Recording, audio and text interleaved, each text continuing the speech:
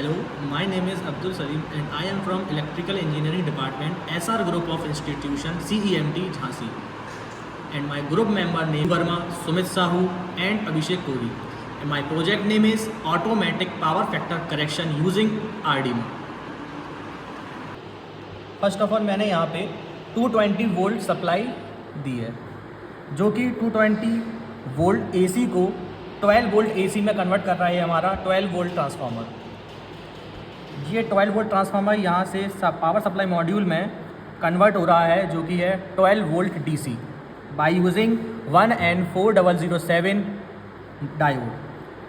फिर मैंने यहाँ पे इसको फिर मैंने यहाँ पे फ़िल्टर करने के लिए यहाँ पे एक कैपेसिटर लगाया है, जो कि जिसकी रेटिंग है 25 वोल्ट। ये हीट सिंक है जिसके साथ मैंने कनेक्ट किया है voltage regulator 12 volt and 5 volt, which name is 7812 volt and 7805 volt IC।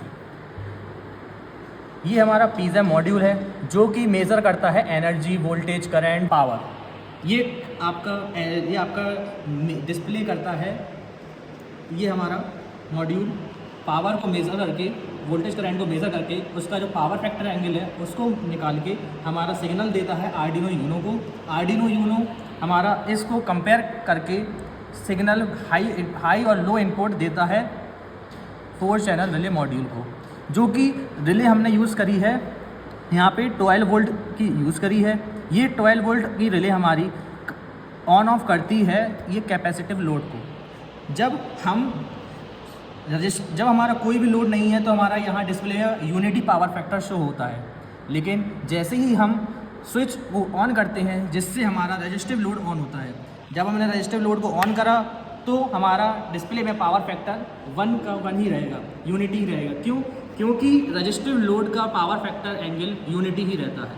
ये हमारा पावर फैक्टर में कोई चेंज नहीं रहता।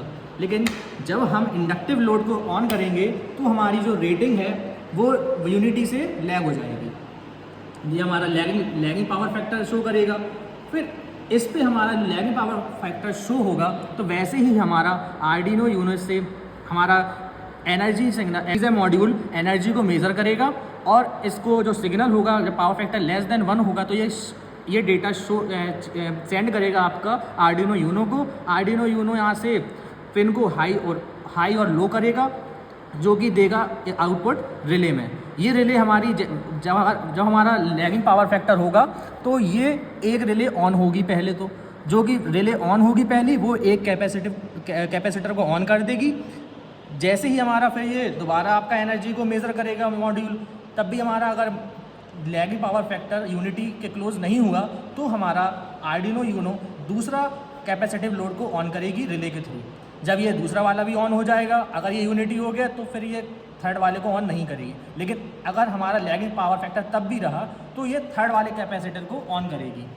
अगर अब हमारा पावर फैक्टर पूरा मेंटेन हो जाएगा यूनिटी, तो ये आपका सर्किट कंप्लीट हो जाएगा पूरा।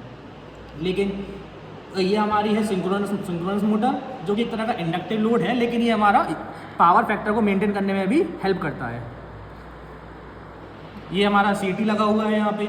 ये CT करंट को मेज़र करता है, जो PT है इसी में इनबिल्ट है आपका। बस इतना ही है इसमें आपका power factor, automatic power factor correction device. Thank you.